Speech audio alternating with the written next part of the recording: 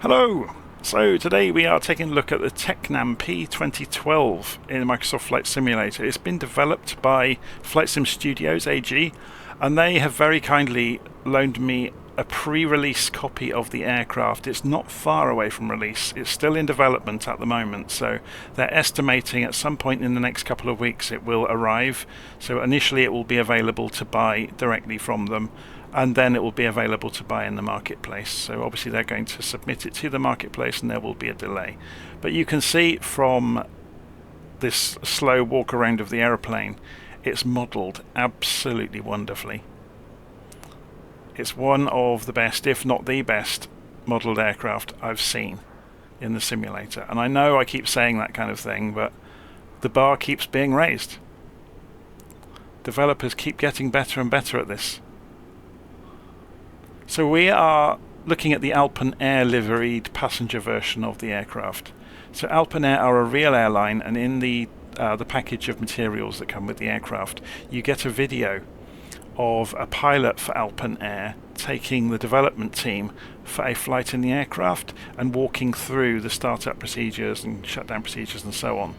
And it really is quite instructive, not only about how to do that, but just how close this simulated aircraft is to the real thing. It really is quite stunning.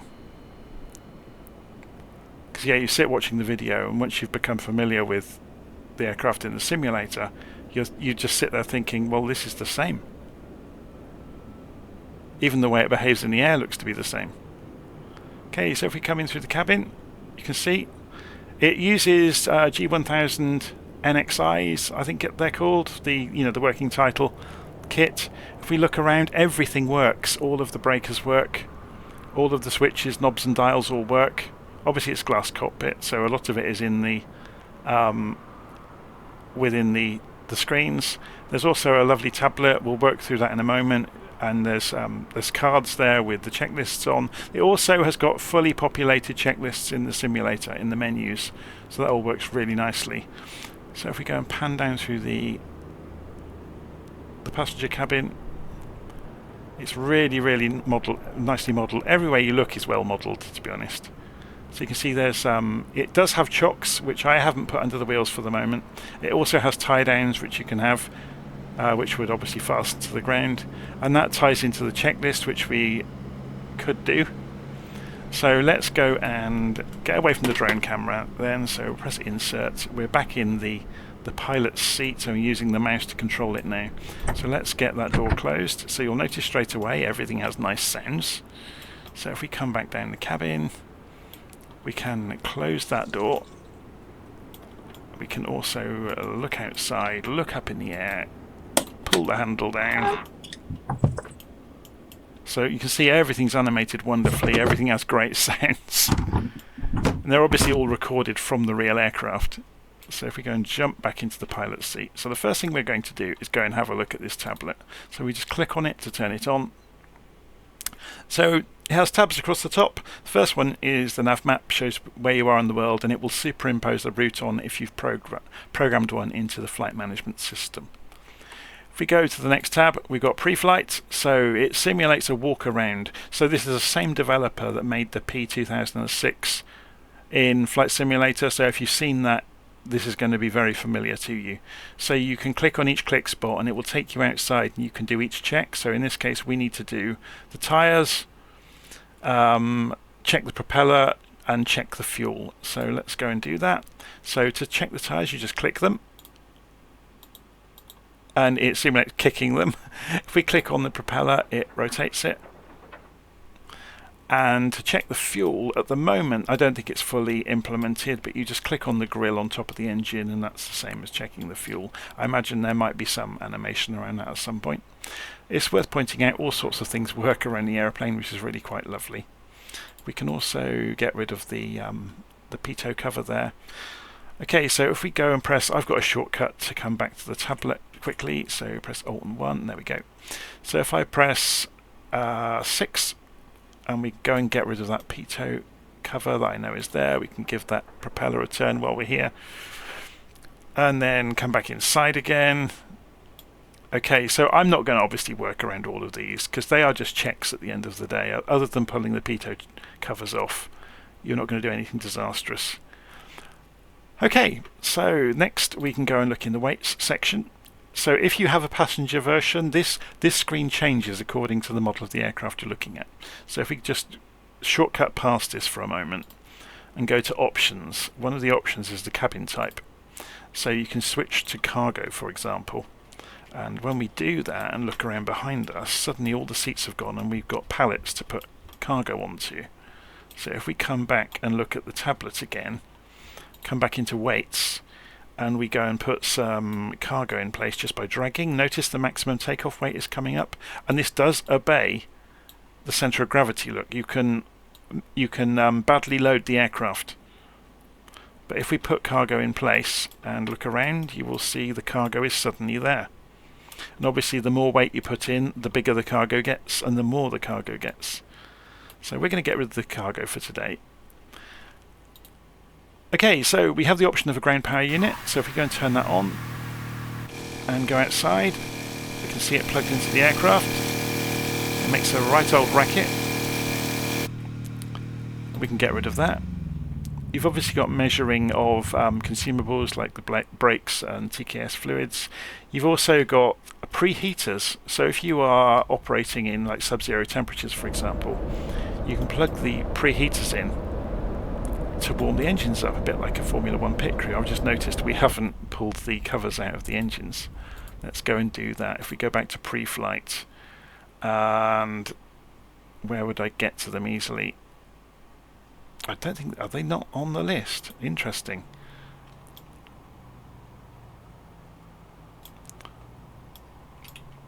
Oh, I could swear I just saw them. Again, that might be a very slight bug in the aircraft. I could swear I just saw them. Anyway, maybe there are some bits and pieces in here that they haven't quite seen yet. Anyway, let's have a look round. So we looked at the weights, we looked at the different loadouts you can get. There's some really interesting ones actually that point at the next one. So if we do a med single, for example, and have a look inside the aeroplane now, you will see we've got normal seats, but you've also got a hospital bed with all of the equipment with it. So that really points towards what's coming in the missions hub. So there's going to be medevac missions, I would imagine. They're not there yet, so it's still in development. If you go and look in charts, if you have a Navigraph subscription, you can pull open the charts. So we are at Augsburg, which is the airfield where this airline of the livery we're using is based. So I thought it would be appropriate. So Echo Delta Mike Alpha. Echo Delta Mike Alpha for Augsburg. And we go and pull open maybe the taxi map. So it's just Navigraph. It works as you would expect. Okay. So that's basically how the tablet works. What else could we have a quick look at? Did I shut the door at the back? I did, didn't I? Yes, I did. Or I think I did. Just double check that, yes. Okay. So, should we get this aeroplane started up? So, first things first, we need to select the fuel on each side. So, we're going to go left tank on the left selector, right tank on the right selector, and then we're going to go and turn on the master battery switch, turn on the backup batteries, turn on the cross switches and the tie bus. If we look down, you will see everything is booting up. We can go past the versions status page on the navigation display, and this is obviously going to take a few moments to happen. While it's doing that, we could actually go and program the flight in, I guess. So if we go flight plan, so this is G1000 NXI. There is a slight bug that's happened here. Look, this is a FlightSim bug. It's not a bug with the aeroplane. Sometimes the extended character set disappears in the NXI.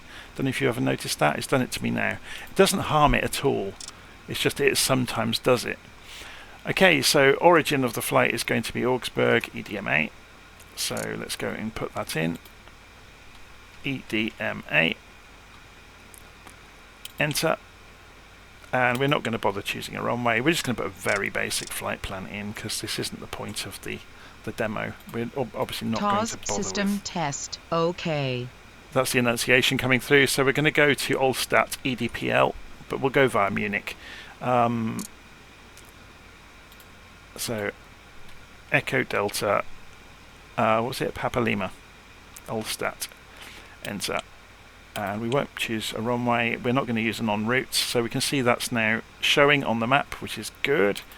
So we can do that, and we can zoom out. So if we increase the range on the screen, you'll see Allstat across the map from us. We'll zoom in a little bit. It's got a bit cluttered, doesn't it? Obviously, it's a fully featured navigation system. Okay, so we've got the route in, the aircraft's booted up. So how do we get the engines started? First things first, let's just go down to this navigation display and click on the engine soft key underneath it. That gives you a really nice view of all of the data about the engines. So we're going to keep an eye on the fuel PSI, which is lit up red at the moment. So if we look overhead, whoops. If we look overhead, we can go and turn on the fuel pump for the left engine, for example. If we look down, you will see the fuel quantity, or sorry, the fuel PSI, has gone into the green, which is what you're looking for. So you can do all these tests all day long, and all the needles will reflect what you're doing. So it's really, really nicely simulated. So ignition on. When you do that, it obviously puts the fuel pressure up as well, as part of the automated ignition system. So once you've got the ignition on, you can hold the starter. The engine will run. You can close the latch on that. And we're going to increase the RPM out to 1,000, or over 1,000 ideally. There we go. So RPM now on that engine is over 1,000. So we'll switch on the ignition, and you should see you've got PSI now. Fuel PSI is raised on the right engine, so we can press the button. Let me just check the noise. Okay, so I'm louder than it, which is good. I'm going to turn it down a little bit so you can hear me over it.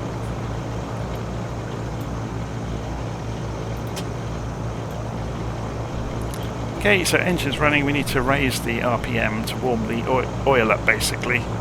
So you can see what we're doing here is getting the oil temperature into the green. So we may have to increase the RPM just a little bit more.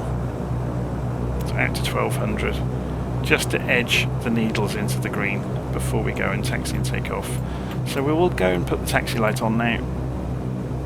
Put the nav light on. We should have had the nav light on first, really, just to let people know we're in the aeroplane. Okay, so now we've got the engines running, we can also turn on the field switches, which means we're then generating electricity from the engines to recharge the batteries. So you can see if you don't get on with that, you can see the amount of electric being generated. Obviously we're running at very low RPM at the moment, so we're not generating much electricity.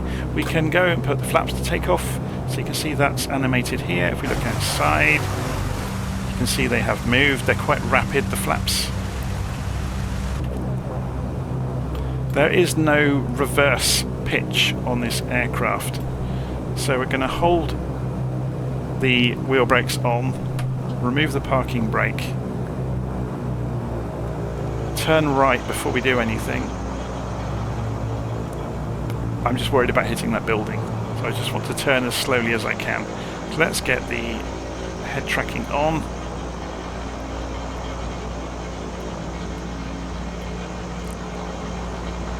Trying to turn without getting this wonderfully clean new plane too muddy.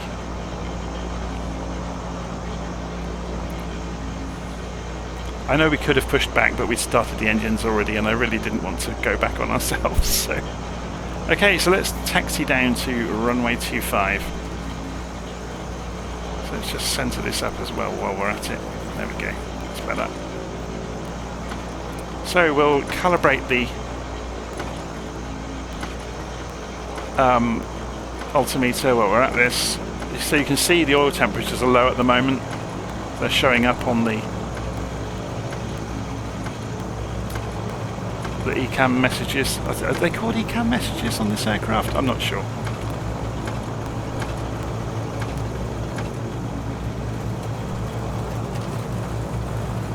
we'll get full runway length. Going a bit fast, we're starting to kick up bits of dirt and you're hearing them. Or bits of grit, I should say. So I'm going to turn off the head tracking for a moment.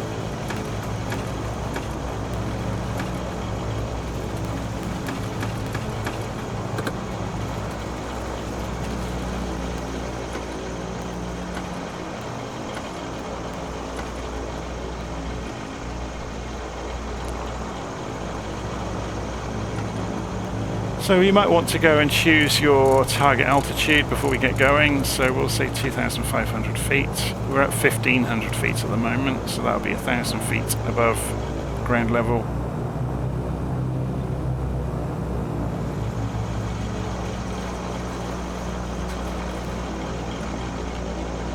Okay, just sit here for a moment. Look back up. Landing light on. Strobe light on. Let's center the views up, straighten everything up. Okay. Come off the parking brake.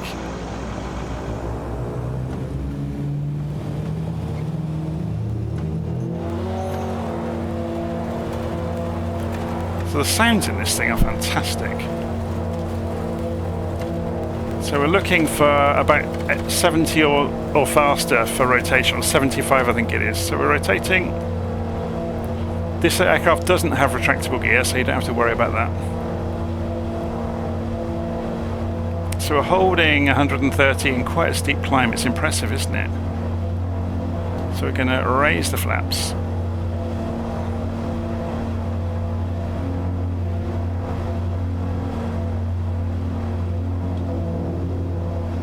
Pull the throttle back.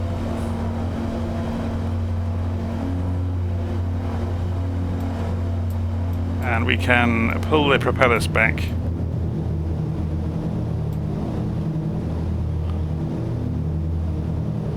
And it should, with both power and propellers, at that kind of level, it should stabilize about 130, 135 knots. Okay, so we haven't got the pitot heats on and it's warning us about it, so we can go and do that. Okay, should we put the nav display back on then? So we're going exactly the wrong direction. So let's turn around. We want to be going south, don't we? So Munich is off to our east. So let's have a look around.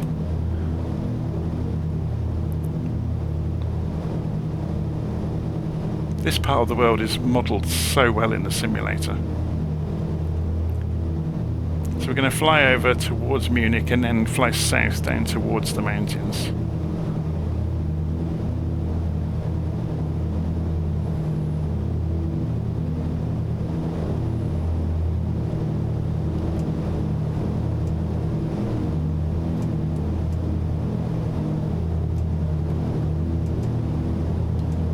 So let's have a look at the map.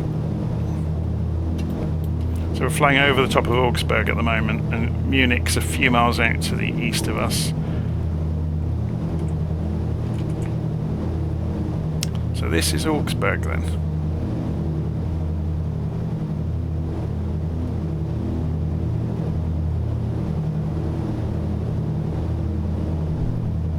We're going a bit fast. We're also going to gain some altitude anyway. We're coming up, want to get to 2,500 feet ideally. So let's have a play with the autopilot as well. So autopilot on. It will do roll and pitch hold by default. So then we can center the heading bug on the direction we're going and then press heading. So we're now in heading mode. Should we have a little play with radio navigation? So 11520. So let's go and we'll do this without head tracking so we can do it quickly and easily. 11520. Switch that to active. We need the CDI mode changed to VOR. We then need to change the course, which is the triangular knob here. So we'll spin it round.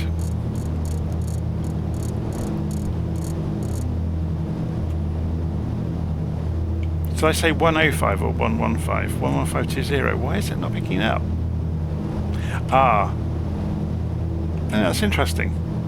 I wonder if that's something that's not implemented yet. Although this is the stock.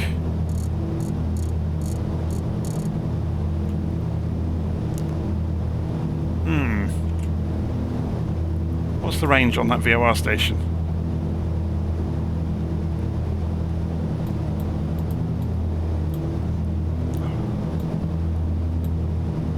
$50 miles. Well, we're well within 50 miles. Oh, here it comes. It's just switched on. It was just being recalcitrant, I think the word is. So we can find out the heading we need to be flying to get to it. There we go. So if we go and do that, so you can see it's captured the altitude automatically. It's doing really well, isn't it? Should we have a look from outside while we're doing this? It's a noisy so-and-so from outside. It really is.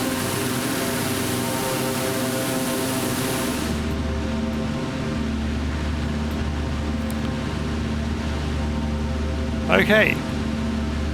So we're heading off towards Munich. So while you're flying, I mentioned earlier, you can get the navigation plan on here. So you can see there's our route. Obviously it wants us to go south to get to Allstadt. But we can also see here, obviously this map doesn't show urban areas as shaded, which is rather useful, but it does show, like, you know, the international airports, which is, I guess, something somewhat useful. Not very good for VFR though, hey.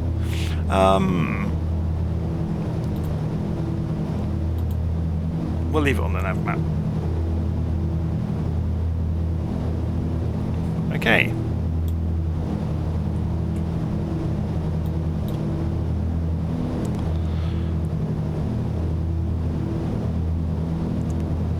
So shall we change our mind about where we are going to go today and go and put this into Oberpfaffenhofen, which is just, it's a military airport over here. Although, how long is the runway at Jessenwang?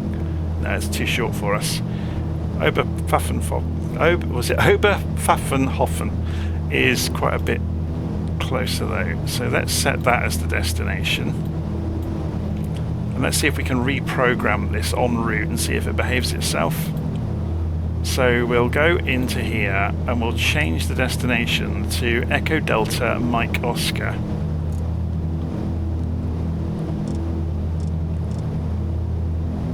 We can't.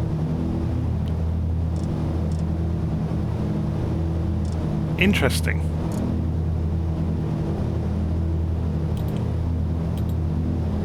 Remove. Ah, there we go. We just have to clear it.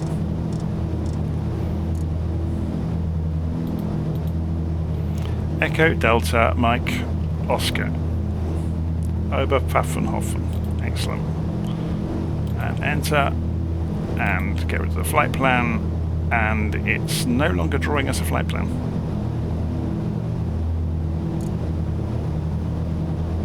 Oh, it's doing like a direct to, which is interesting. That must be the default behavior.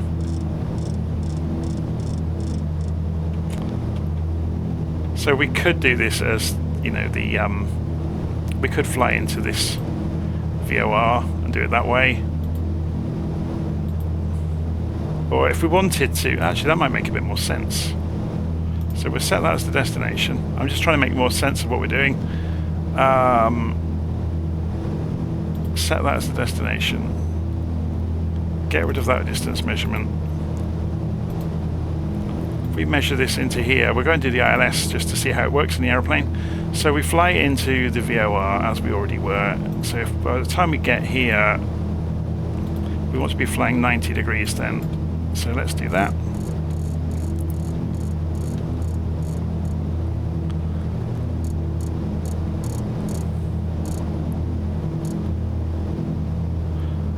So you can see, coming into the heading, if we pull up the PFD options, we can pull up the distance measuring as well. So we've got 5 miles to run till we get to the VOR, and then we're going to leave the VOR on a course of 138 degrees. So we're kind of making this up as we go along. It's always a bit more fun, isn't it? Isn't it a great aeroplane though?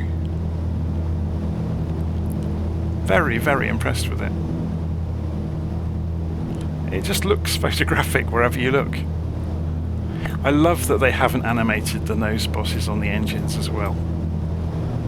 Or the spinners, I think their technical term should be. Should we give ourselves a little bit more height, because we're going to be coming into the... So if the ground level was...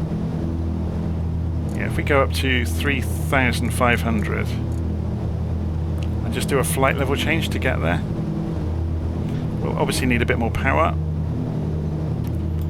And if we give it some propeller RPM,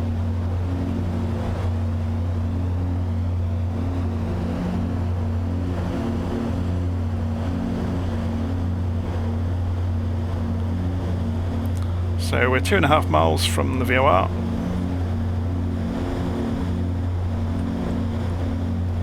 And then we're going to go 138 degrees to come in on the ILS.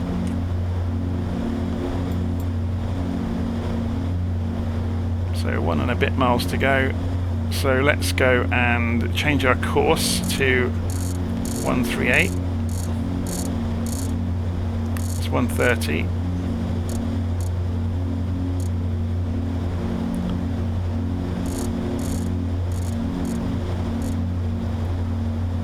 Ourselves on an intercept course. We want to be flying along that route for about 6.5 miles.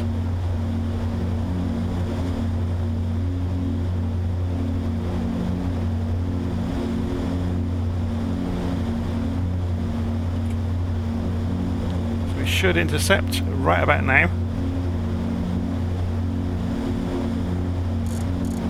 Yeah, we're a bit late. It comes whizzing across the HSI. It's because we're so close to the station. Yeah, we're only half a mile away. That will straighten itself out quickly enough. Here it comes, look.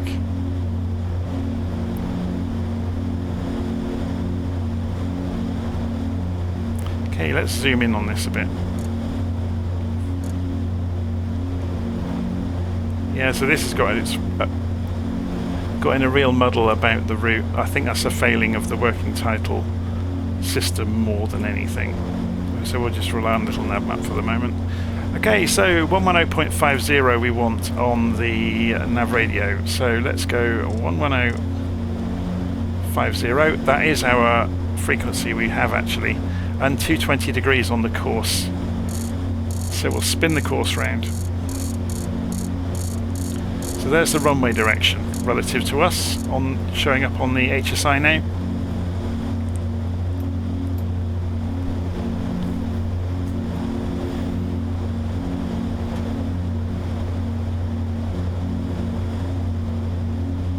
So if we were to switch over the frequency, it goes to localizer, which is great, and we've also got the glide slope showing up.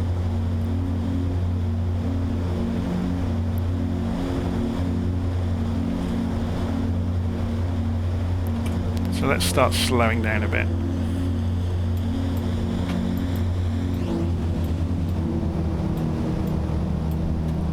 So you see the speed falls off very quickly. And change the heading.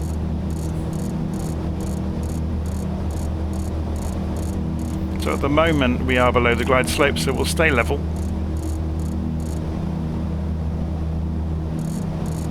Keep ourselves on an intercept angle. You can see the runway out there. So does this have approach mode? Yes, it does. So let's press approach and see what it does. So we're flying in from underneath the ILS beam. We can go for flaps already. So we're going takeoff flaps to begin with, not landing flaps. We're too fast at the moment. It's just going to be interesting to see how well this manages it. I think the decision height is 200 feet above ground level. So here comes the glide slope. So keep an eye on the vertical speed and see if it captures and how well it flies down the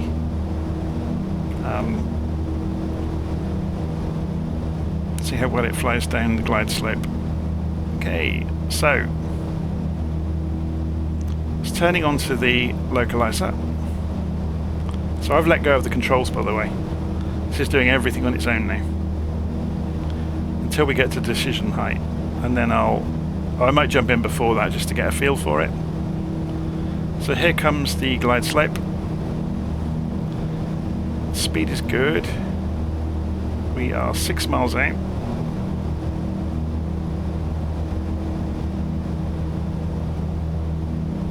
And there's the glide slope lock. It's just happened.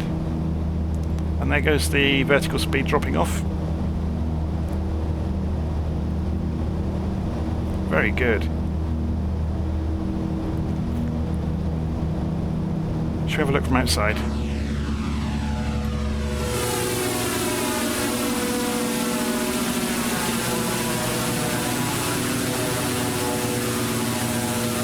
Looks the part, doesn't it?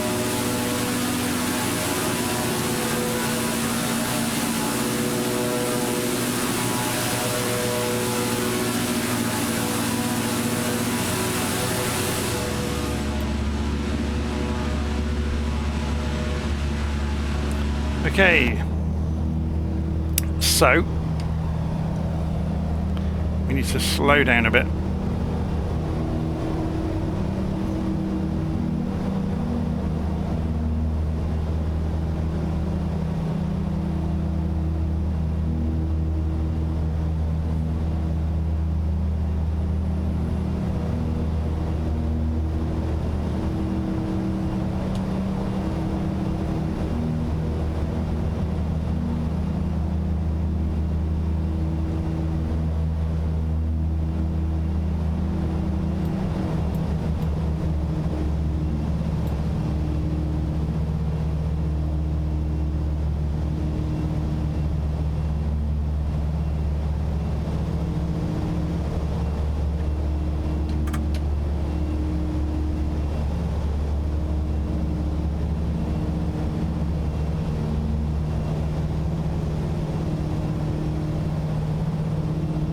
So I'm just reintroducing power and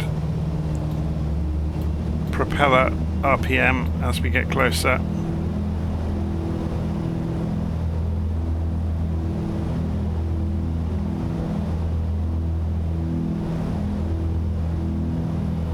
So do we get a radio altitude readout? I don't think we do.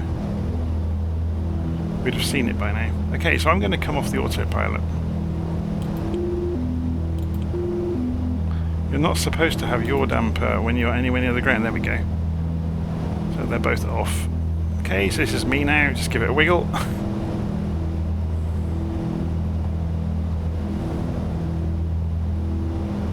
Oh, we have the tiling going on again. Oh, that's a shame.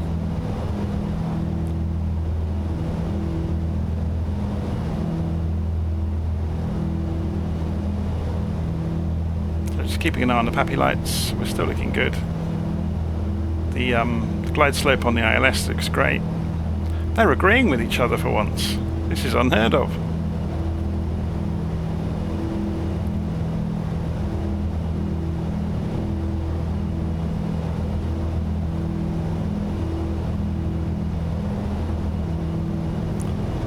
Okay, you've gone a little bit under the glide slope, but we're visual anyway.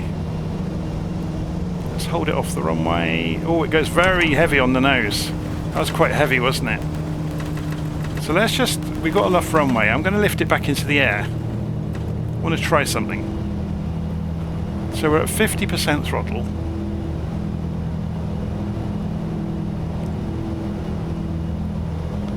So when you haven't got any thrust, it goes very heavy on the nose. You can see it happening there, look.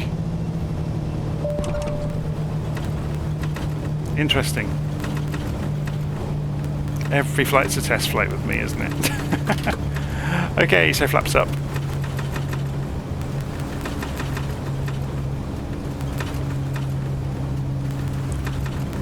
And wheel brakes.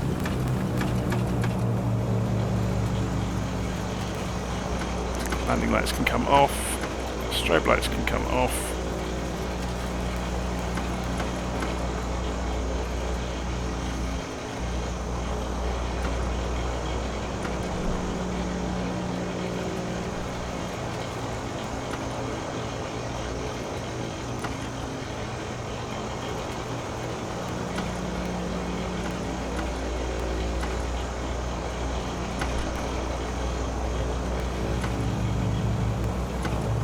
Shall we look at it from outside while we're taxiing? There's a little bit of phasing happening with the engines. I'm not sure if that's just a problem you're always going to get with twins and speakers, or if that's something that the developers can work on.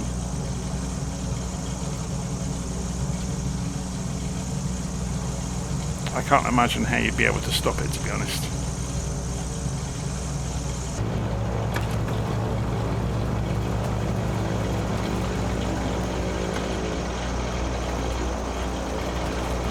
Should we park here?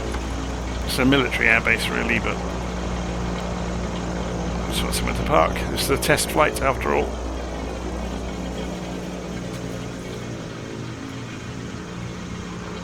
Okay, so parking brake on. Go and feather propellers. I'm going to turn the ignition off. We're going to look outside to see if there's any animations around that.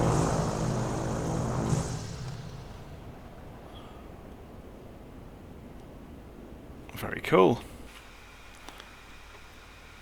And we can close the... Oh, wrong way. I'll get this right eventually. Oh, I'm going the wrong way probably completely, aren't I? No? Okay, then maybe that's something I need to work on, because I can't figure out how to do that.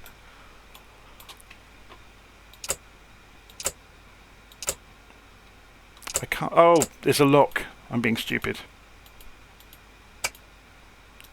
There we go. It's something... That's a me problem, not a them problem. Very good. Yeah, they really have thought of everything, haven't they? And I'll find a way of breaking anything. Let's be honest. That was the wrong way. That's that. And that was that.